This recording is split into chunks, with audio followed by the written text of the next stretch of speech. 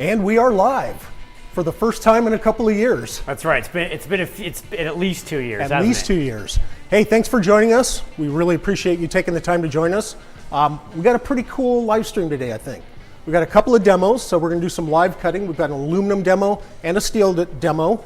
John's going to give us some great tips, and we're going to talk a lot about Haas tooling today. Let me introduce the crew here. I'm Brian. I've been with Haas for 18 years, and that makes me the newbie of this group. So over here to my right is Andrew. Andrew, thanks for joining us, guys. I'll be monitoring the comments and any questions. We'll probably field most of those at the end. If one comes up that's particularly pertinent, maybe we'll throw it in here. But we'll definitely get to questions at the end. So add any questions you have, just put them in the comments, and we'll check them out. Yep. And to my immediate right is Mr. John Nelson. And hey, everybody who's watched Haas YouTube videos knows exactly who John is. John, how many years in the industry? 40 something in the industry, to almost 22 at Haas now. Yep. So as I said, John's going to give you some great tips and tricks. And as Andrew said, if you got comments, questions, put them in the chat and we will answer them live if possible. If not, we'll answer them at the end. Okay. Andrew, you want to talk about the coupon code? Yeah, sure. So we're giving you a little extra goodie for joining us today.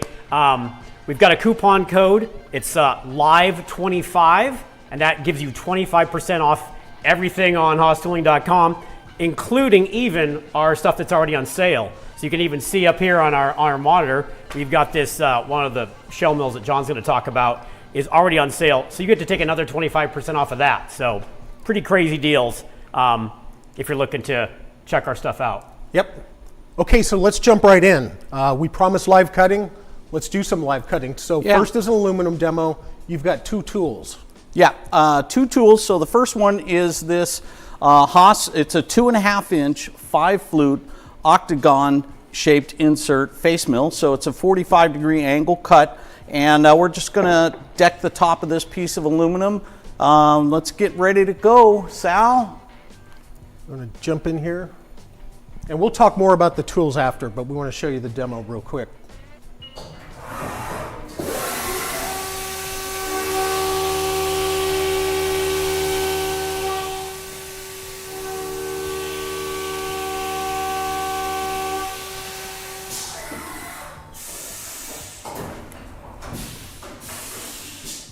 So that was the face mill. The next tool that's coming in is going to be the 1.5 inch, 3 flute Indexable end mill. This is the HRNP rectangular insert cutter, and we'll be just cutting a profile around a part. Notice that we are not using coolant. Normally with cutting aluminum, you'd always want to use coolant, but we've got some compressed air blowing on the cutters. We use the air gun on that face mill, and then for all the rest of the tools we're going to see today, we're using through tool air blast. So the compressed air is coming out of the tool right next to the insert. Try to keep them cool in the cut. Let's come back in. Come back in, Sal. Go ahead.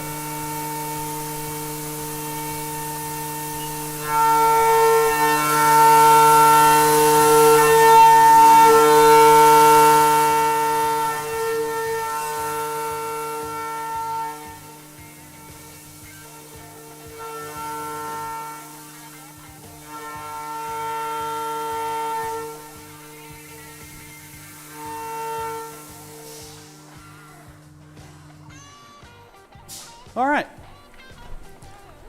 And that's the demo. And want to point something out real quick.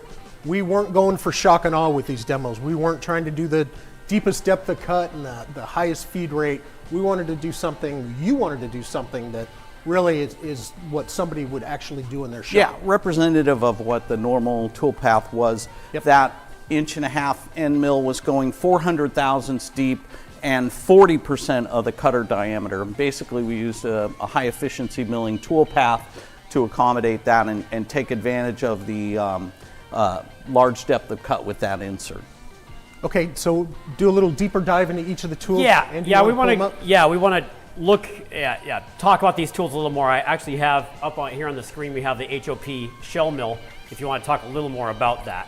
Yeah, so this, like I said before, it's a 5-flute Octagon insert. So there's 8 cutting edges on this insert, and the insert grade is the HN25, which is the grade for aluminum. So it makes it actually really easy. If you're cutting aluminum, you're buying any tool or insert from Haas Automation with for cutting aluminum, you're going to be getting that HN25 grade. That's the grade for aluminum. They're highly polished inserts to prevent the aluminum from building up on the cutting edge, and just a terrific cutting tool. Leaves a great finish. Like I said, you'd normally want to use coolant with all of these, but that's the main point, is that the highly polished edge of the HN25 is the grade for aluminum. You have that on the same one there on the end mill as well, right? Yeah, yeah. The other thing I wanted to show on this end mill, Sal, if you don't mind, so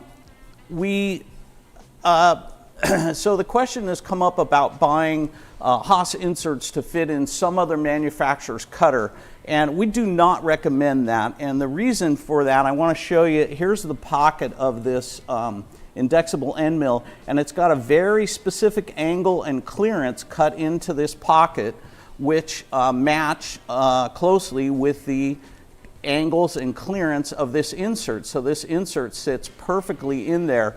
And if you use Haas inserts in someone else's cutter or someone else's inserts in a Haas cutter, there's no guarantee that they're actually going to sit, there's no guarantee that they're actually going to sit in that pocket the way they should and produce excellent cutting results. So my point is, you should always get the cutter body and the inserts from the same manufacturer. So if I can interject here, here online, Poor Boy asked, what's the speed and feed of these inserts? And you were probably actually going to get to that. So the tools that I use, the speeds and feeds that I programmed on this face mill, we're going 915 surface meters per minute, or 3,000 surface feet per minute. It was 4,584 RPM, using a 6 thou and 7/10 chip load, which is 0.17 millimeter chip load, gave us 153.5 inches per minute feed rate. Cool. And just an aside, we're going to also put all of these values in the description of the video when we're done here today. Yeah. So if you come back to the video, you'll see all that information on the live stream post on YouTube. After the live stream, YouTube will post this as a recorded video. We'll make sure all the specs and all the part numbers and everything you might want to know is all in the description. There was one more tip we talked about yesterday, because I asked you with respect to that grease. Oh yeah. So all of the Haas shell mills or Indexable end mills, any of the tools that have a replaceable carbide inserts, come with a tube of Molykote grease. And this is to be put on the screw before inserting it in installing the insert. Goes right on the screw as you put it in. And you should always use this grease every time you're replacing an insert.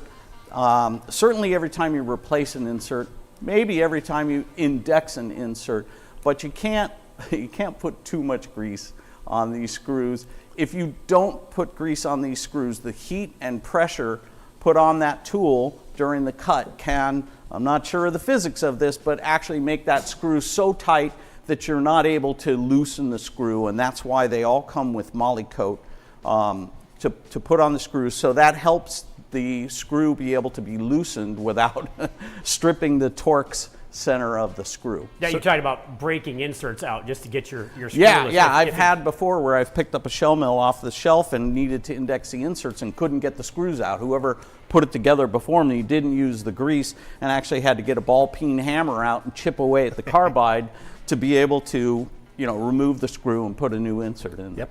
So don't throw it in your toolbox is what you're saying. No. And forget about it. Right, yeah, use it. Yeah, so, use it.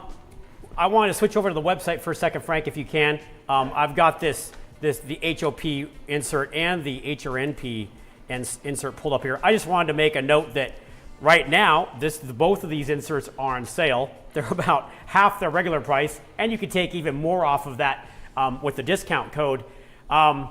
These inserts are some of our most popular, of course. I think we've sold 10,000 plus sets of these this year, and we're currently selling about 1,500 boxes of these every month, both the HRNP and the HOP. So if you're looking to make the switch, this is a great time to do it. Yeah. Yep.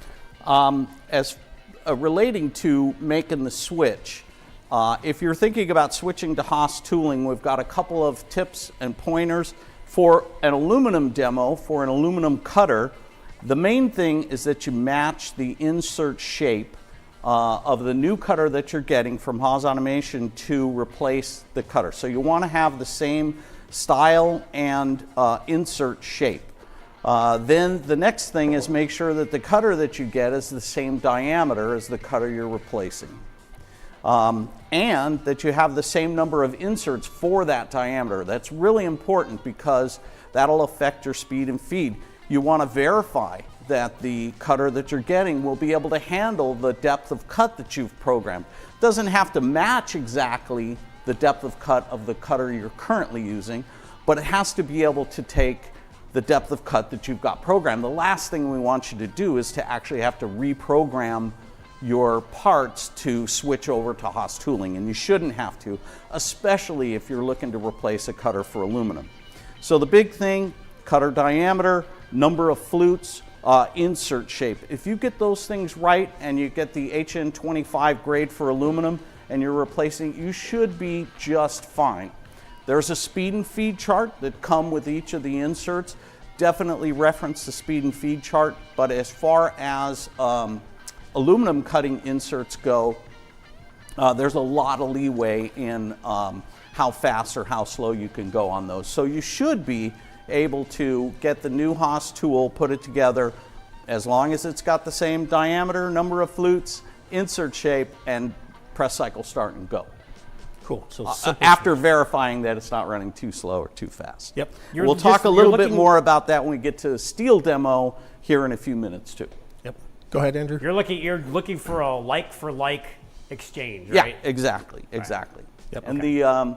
the point is that you would be looking to reduce your tooling cost, and you can do that. You can make the switch easily and reduce your tooling cost. If you're talking about completely re-engineering a job and trying to increase the productivity, obviously that's going to take a lot more planning, a lot more work, a little bit of trial and error, maybe some reprogramming. That's not what we're talking about today. We're talking about just switching to Haas tooling to reduce your current tooling cost. Yep. Okay, so we're going to move off the aluminum demo, but real quick, we on Friday, you and Rick recorded the demos. I know it was a little bit hard to see. Sal tried to get in there best you can, but we're obviously filming through the door. Frank, can you cue up the recorded version of that? Yep, here it is. And here we go. I think it's only about 47 seconds. So again, the tools we're using here, John? Yeah, that's the 2.5-inch 45-degree face mill with the Octagon inserts. That's an HOP style milling series cutter. And then this is the HRNP rectangle insert. That's an 1.5-inch indexable end mill. Depth of cut on that is 400 thousandths of an inch, and the width of cut is 40% of the cutter diameter, which is 600 thousandths of an inch.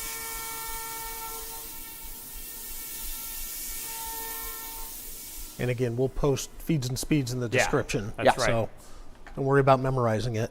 That's right. Okay, so we talked about price. We got the coupon, the Live 25 coupon code. And right behind me here is the price. Let's talk about, I guess, the elephant in the room. Yeah, price is always a big question. Yep. For many of the people that are looking at buying Haas tooling. One of the biggest questions is, how can you offer good tools at these amazing prices? And there's really two reasons for that. The first is Haas always buys pretty much everything in really large volumes. Yep. And so we buy it at a low price, and so we can bring that forward to our customers. And second of all, we don't really have any middlemen in this game. Because we're online, we don't have to pay for that element of it, so it allows us to lower the price even more. So those are kind of the two main reasons. And I guess one of the things that this warehouse that our studio is in right here is part of a 200,000 square foot warehouse. And when we first started out selling Haas tooling, we had a row of pallet racks. I don't know, it was pretty long, and it looked like a lot of tooling to us at that point. But right now, about 100,000 square feet of this 200,000 square foot warehouse is devoted to housing all of the stuff that we have for sale. Frank queued it up right here. Yeah, so you we'll can see pallet racks, and we've got, there's just so many part numbers. And the reason that we're in such a large facility just for Haas tooling is that we're always adding new products to the mix.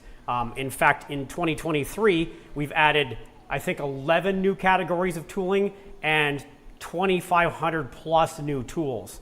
You guys might have noticed on the website, we've got stuff like metrology equipment, we've got boring head systems, tombstone kits, all kinds of stuff that we keep adding.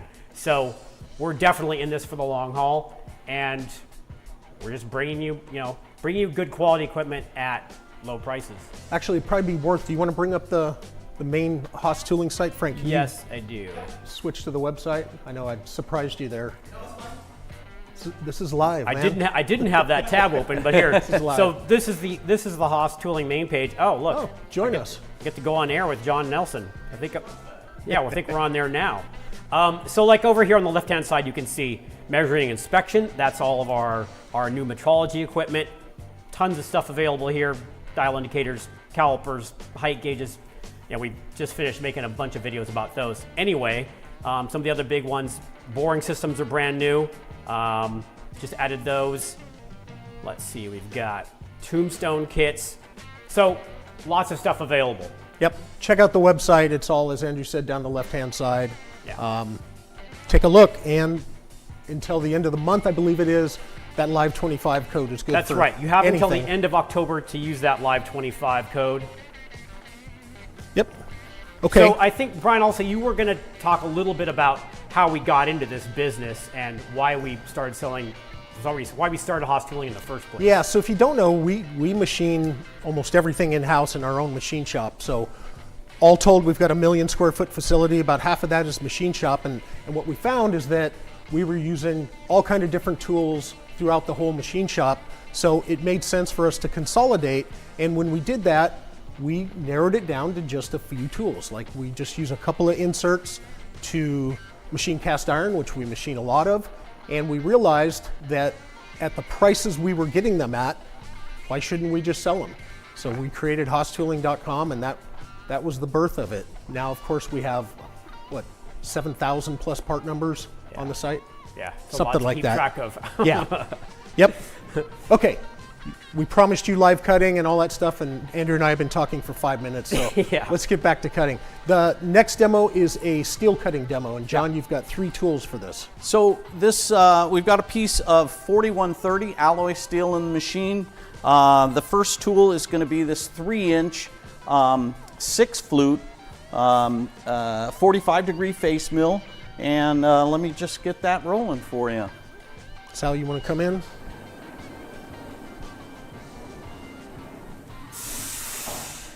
This is defined as a large tool, so yeah, we're good for tool change.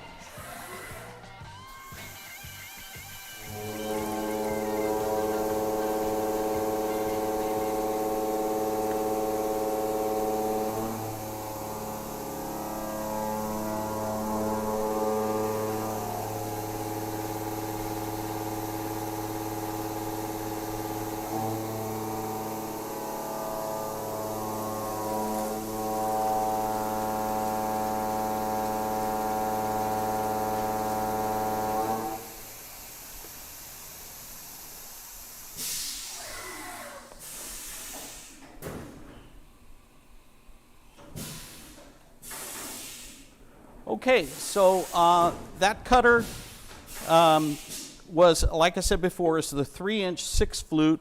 I was running at 1,082 RPM, which is basically 850 surface feet per minute, 259 surface meters a minute. The chip load was 8 thou per tooth, and we're going 125 deep. So the next cutter is this shell mill here, which is the HSNP, 90-degree square shoulder mill.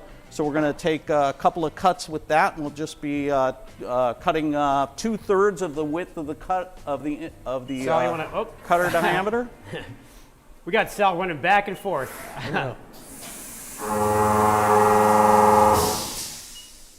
Well, that didn't go so well. Live cutting. Yeah. You heard something, huh?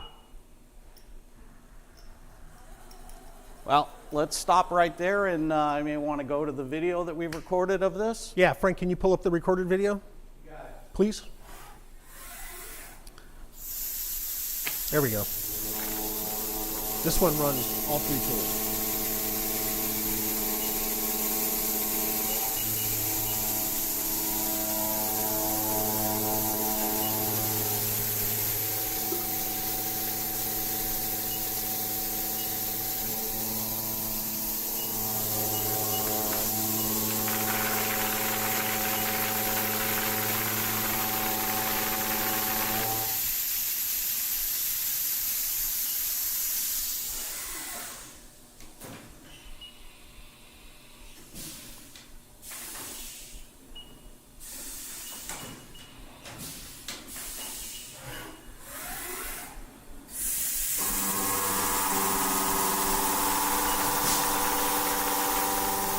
You want to describe the tools as they were? Yeah. So that is the 2.5-inch 5-flute end mill that just stalled out, and we got a vibration alarm on the machine.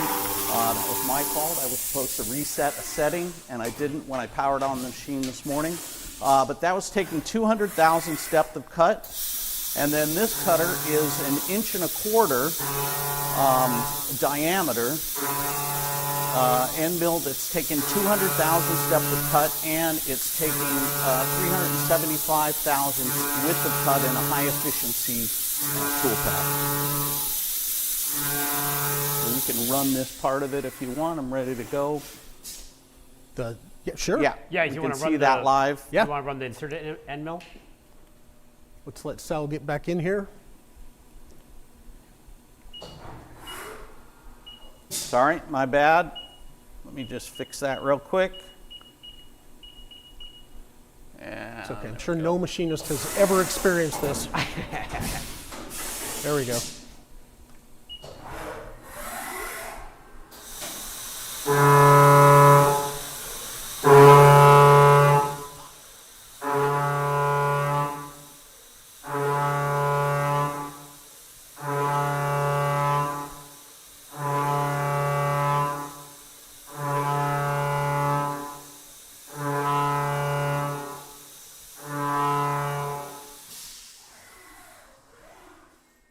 all right, there we go.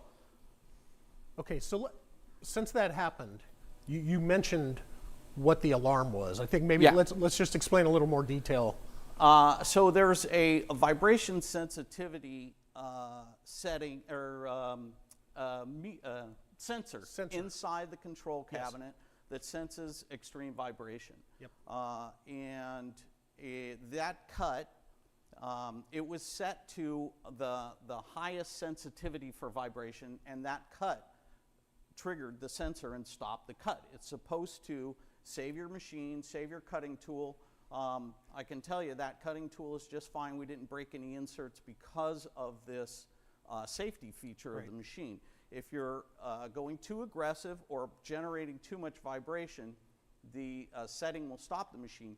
The setting has 3 different settings. So there's a fine, high sensitivity, medium sensitivity, and off. Basically, the sensor is not supposed to be off. And my job was to change that setting before we started this, and I did not do that. So the sensitivity resets itself to the most sensitive setting every time you power on By the machine, default. and that's Yeah. why that happened. Yep. So if you're running something that's pretty aggressive, you have to keep that in mind. Yes. Anytime you're turning your machine on, I guess, right? Yeah. If you get that alarm, there's a setting that you can turn that off.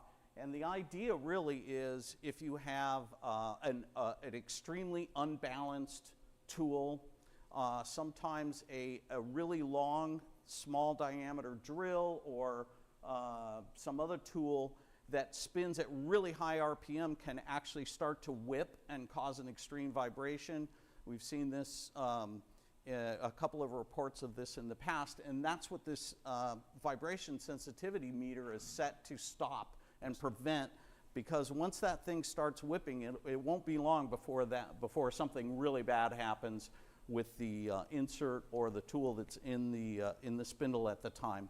So this is set up to save the machine. It did what it was supposed to do. It did exactly what it was supposed to do. Not ideal for a live stream situation, perhaps. But. No, it's not ideal for a live So, stream. John, you're gonna dive into each of these tools in terms of a little more information on each one, right? Yeah. So the 3-inch face mill was running at, I gave you the specs of that. That was 850 surface feet per minute, which is 259 surface meters. Basically a 125 thousandths, 1/8 of an inch depth of cut, and the width of cut was 2 inches, which is 2/3 of the diameter of that face mill. The second cutter that we didn't see very much run very much was the 2.5-inch 5-flute, and that one was running at 770, actually a little more, closer to 800 surface feet per minute, and we were up around 10 thou chip load on that tool. Its depth of cut was 200 thousandths, width of cut 1.65, again 2/3 of the cutter diameter. And then the last tool was the 1.25-inch 5-flute Indexable end mill that has a max depth of cut of 217. We were going 200 thousandths deep on that. The width of cut 375 thousandths. That tool was running at 700 surface feet per minute, or 213 surface meters. It was 2140 RPM. And the feed rate was up around 120 inches a minute. Again, we'll have all the specifications of what the cutters were doing and running at when we post this live stream to YouTube. And in case you're wondering why I keep looking at my phone, I'm checking Instagram. No, I'm kidding. Not. We've got Orville back at the factory monitoring some comments. Couple of questions. Is this coupon code good in Europe? The answer is yes. Yes, it is good in Europe. And just to reiterate, the coupon code is good for the following products. And again, we'll put this in the description, but end mill holders, shell mill kits, we'll talk about that in a little bit, indexable end mill kits, shell mill bodies, indexable end mill bodies, milling inserts, and indexable ball mills and their inserts. So again, don't expect you to remember that. We'll put everything in the description so it's clear. That's right. Speaking of end mill holders, Nick Miloski, I guess, asked, does Haas offer an integrated insert tool holder? Integrated. I'm not sure what that tool holders. I'm not sure what he's referring to. Yeah, I guess I don't understand either. Maybe he means a brazed carbide tool I'm holder. not sure. Well, Because I guess I would call these an integrated system in terms of having an insert, an indexable insert that fits inside of a tool body. yeah. Yeah, in the terminology that we use, that. Yeah, That and would we be the also, case. I mean, it's not, maybe this isn't what we're talking about, but as you're going to talk about later, Brian, we offer a huge number of kits that are kind of ready to go with tool holder, pull stud, the actual tool itself, and the inserts all as one package. Well, So let's just jump right in there. Yeah, let's go over Since there we're now. here, pull that up. Now in front of me here, you see all these tools that I've got on the Lista cabinet here, and all the inserts. Frank, you're on the website. Can you just scroll through there real quick? Yeah, that'd be me, huh? That'd be you. All right. Yeah, so you can see you've got tool holders, pull studs, a huge variety of inserts for each of the 4 different, there we go. There's the 4 different shell mill bodies. So in this case, you've got inserts for steel, stainless steel, and aluminum in this pack. So you have kind of a cross section of everything you need. And you've got 2 up to 3-inch shell mills here. So it's a lot of capability in one kit. And if you take this price and take 25% off of it, it's a hell of a deal. Yeah, heck of a deal. And there's a section on HaasTooling.com that's dedicated to nothing but kits, and it's we always refer to it as the easy button, because you don't have to choose your holder and then go find the pull stud and then go find the shell mill body. There's a kit for everything you need, whether it's Cat 40, BT 40, HSK. Check out the kits. Everything you need is in there. Right. Okay. So John, you were gonna do another dive into what customers should think about if they're looking to switch to a Haas tool, particularly when you're machining ferrous materials, which are going to typically be a little more involved than cutting aluminum. Yeah, we talked a little bit about aluminum and how simple it is because there's basically one grade. But for other materials, first off, start simple, right? Take your simplest application, something that works very easily. Make the switch to Haas tooling, bring it in. I'll give you some pointers on what you need to watch for. But the point is, don't take your most difficult application and try some new tooling brand on it. Something that took you a long time to get dialed in. We don't want you to have to do any reprogramming or any changes like that to realize the benefits of switching to Haas tooling. So start simple. Again, I'll reiterate, match the insert shape of the cutter you're currently using to an insert shape that we carry, and make sure that the diameter is the same and that the number of inserts on the cutter for that diameter is the same. They should all be the same, but you just want to verify that. Along with that, make sure your depth of cut is, make sure that the cutter you choose is capable of taking the depth of cut that you've programmed. That's another thing that would cause you a lot of heartbreak if you didn't verify that and make sure that that was the case before you got started. So let's take, for example, this 3-inch HSNP shell mill. So I wanted to show you, let's go to the shell insert? mill bodies page. Okay. You should have that tab So open. Frank, so I'm on the shell mill bodies page. You can see there's a wide variety of shell mill bodies, but you want to be up here at the top, right? So this, just to jump in, this is if somebody's like, where do I start? Yeah, exactly. Where do I start replacing my current cutter with Haas tooling? So if it's an indexable end mill, shell mill, face mill, you want to come to this page first and look at the pictures. We can see that 45-degree HSNP face mill right there is the second one. So you take a look at that and go, oh, that looks just like the cutter that I'm using. So that's the one you want to find out more about. So if you scroll down a little bit past those pictures, we'll see all of the shell mill bodies listed there with some filters on the left-hand side of the page. So basically, you want to go down to the Milling Cutter Series filter and look for the HSNP, which is... click on that.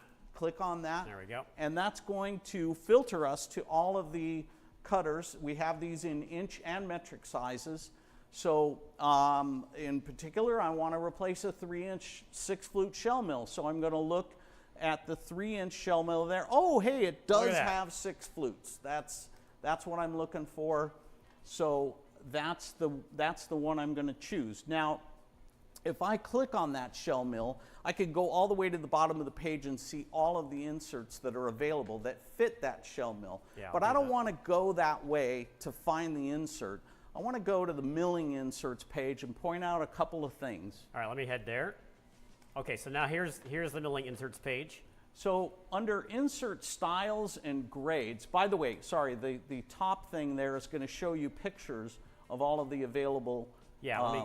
Okay. milling in. Sorry, descriptions of the inserts, but the styles and grades is where we want to go. I'm sorry for throwing you a curve there.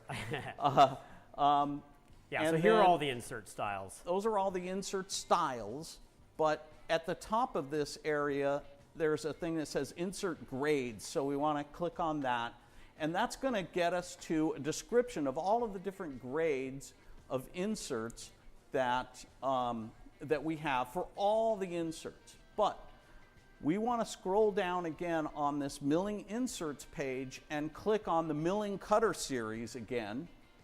Oh, okay. So we go down. Whoops, wait. I'm sorry. Wait, sorry, where you want me to go? That. Yeah, you got to click back on insert styles. Okay. Yeah, there. And now if you go down, there's all the inserts. And again, on the left side, we've got a filter for milling cutter series.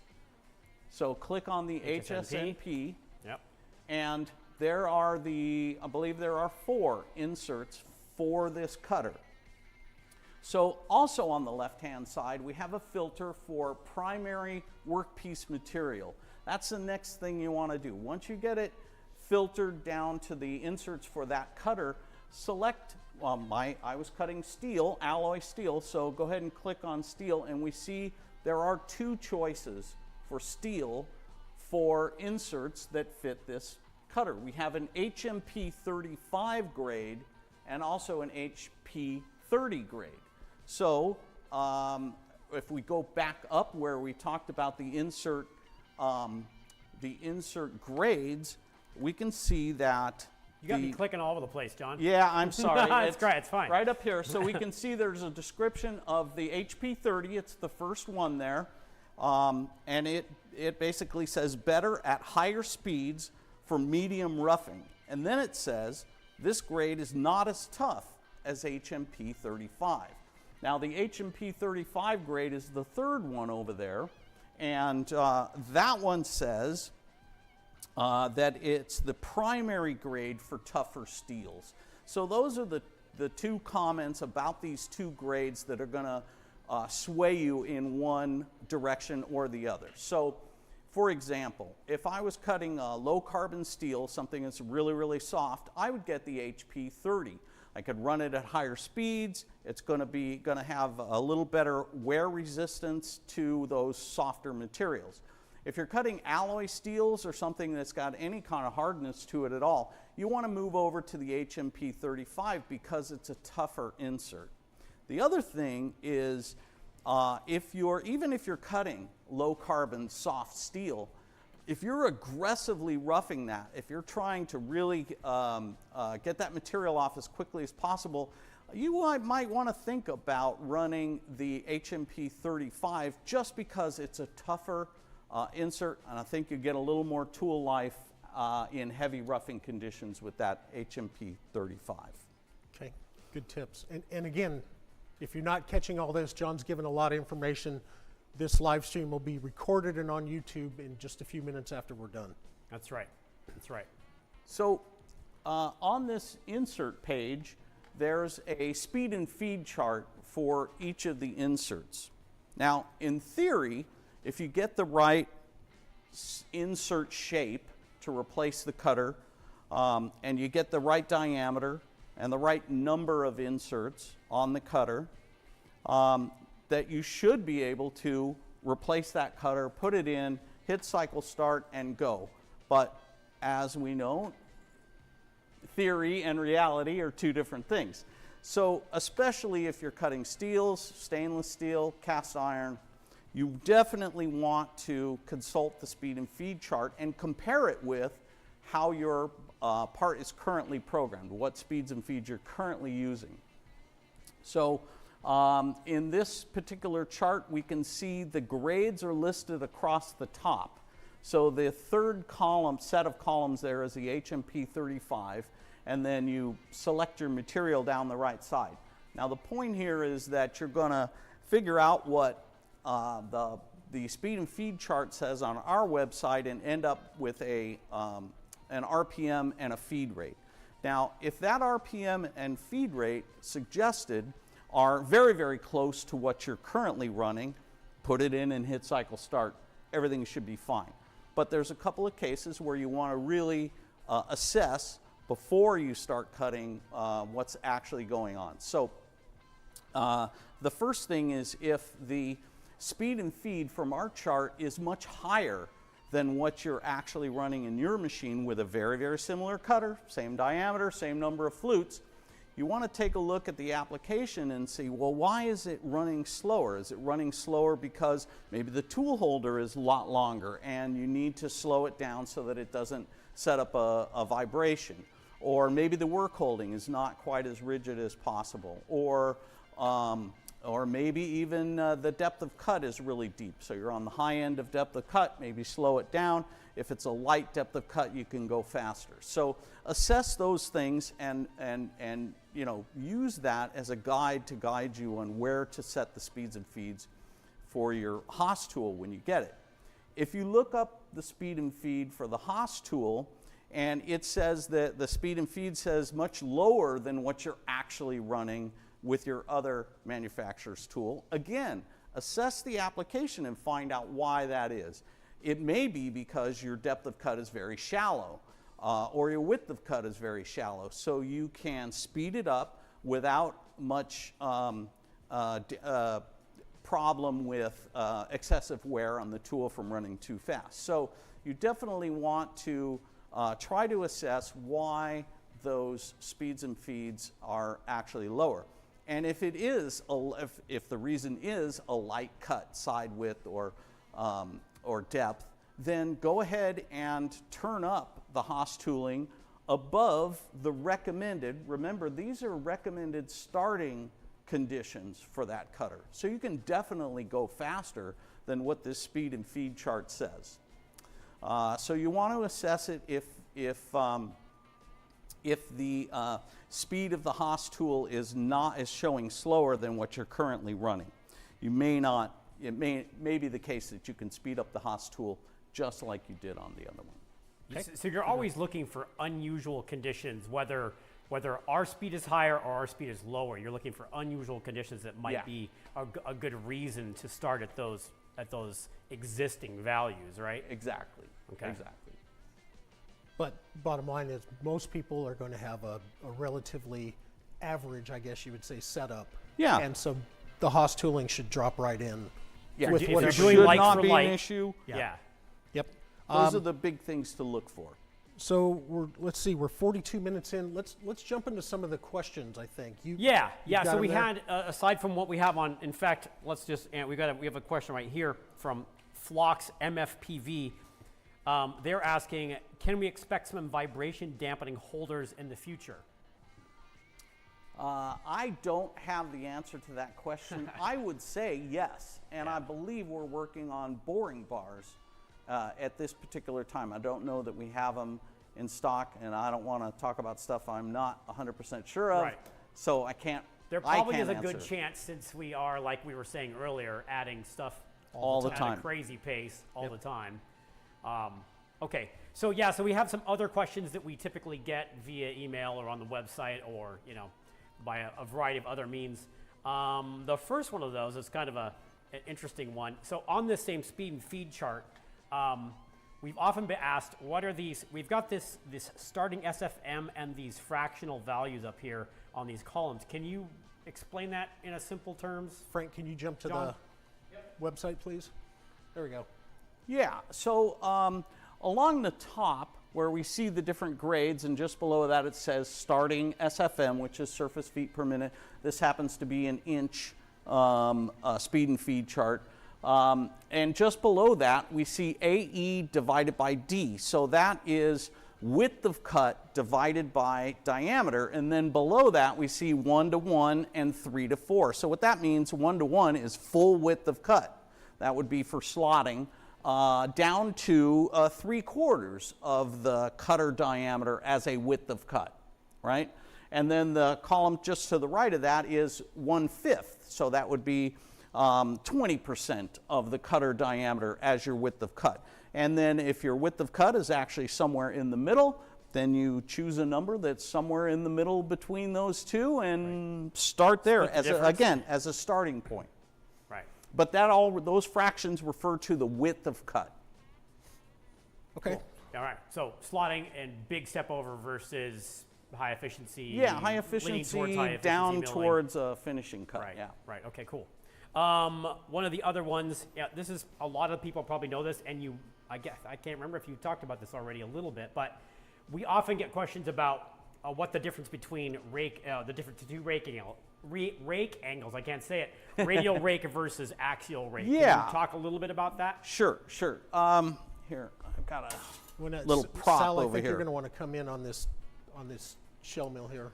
So the rake angle has to do with the angle of the insert in two directions. There's a radial rake, so it's the angle of the face of this insert. And if I can, let's see what's going to be best for me to hold this like that. So we can see that insert, the face of that insert there, let me turn it this way, the face of that insert is leaning back. So the bottom edge, the cutting edge down here is in front of the cut. So it's scooping, right? Picture a spoon going into ice cream. It's doing a scooping cut. And this is the radial rake. This is the axial rake. And this kind of rake is very good for softer materials. This is a cutter that performs very well in aluminum. The radial rake is actually the angle of the insert in relation to the center line of the radius. So let's see if we get down. So if we see that this, we can see the angle of that coming off. So the outside edge of the cutting insert is actually in front of the inside edge. So again, it performs a scooping action. I'll put that up there again. So you have scooping action on both the bottom leading edge and the outside leading edge, as it were. Exactly. And when I say scooping action, I'm saying as opposed to a spreading motion. So a negative rake, these are both positive rakes. A negative rake would be like a knife spreading butter on bread, right? You scoop it up and then spread it, lean it forward to spread. Scooping is coming in like that. So that's the difference between the positive and negative rake angles. And you're typically going to have the positive for softer material and negative for harder, right? Exactly. The harder the material, the better a negative rake cutter actually cuts those hard materials. Cool. Thank you. The last one that we get lots of questions, but the last one I have written down here is at what point do you typically switch between a solid end mill and one of these indexable end mills? Yeah. Okay. So the short answer is around 3/4 of an inch, or 20 millimeters, right? Solid carbide at 20 millimeters, even up to 1 inch or 25 millimeter. Solid carbide is a great deal. It's going to be quite a benefit to use. But when you get to cutters that are larger than that, the carbide, just the amount of carbide makes that tool very cost prohibitive. We can make an insert, a steel body with replaceable inserts for these larger diameters like this 1.5 inch that is much cheaper than they could ever make a solid carbide end mill in that diameter. Now there are cases where people use those and they really, they work very well. But the convenience in a production environment of just being able to index the carbide inserts and continue with the cut is so much nicer than actually having to remove the tool from the machine and send it out to get it reground and resharpened and bring it back. And there's a whole host of other costs that go along with that. So essentially, I would say that right around 3/4, anything larger than 3/4 of an inch or 20 millimeters, I'm going to go to an inserted cutter. As we were discussing this yesterday, you were mentioning that if you do need to use a really large diameter solid end mill, you probably need to really have that operation dialed. Yeah. Because blowing that 300 or 4, whatever it is, it could be $500 end mill up, is going to be very costly. Whereas if you make a mistake with one of these, you blow up 3 or 4 inserts, you put them in again, adjust your program, and you've lost, Yeah. you know, whatever. You've lost $10 or $20 or something. Yeah, breaking a large diameter solid carbide end mill is very expensive. Yeah. Now I think there- you had Not only dulling it, but breaking it in half is. right. So there are some exceptions though, because as we talked about, smaller diameter indexable end mills Yeah. are useful in certain applications. Yeah, Yeah. we do sell those. So you would be like, why would I ever buy that, right?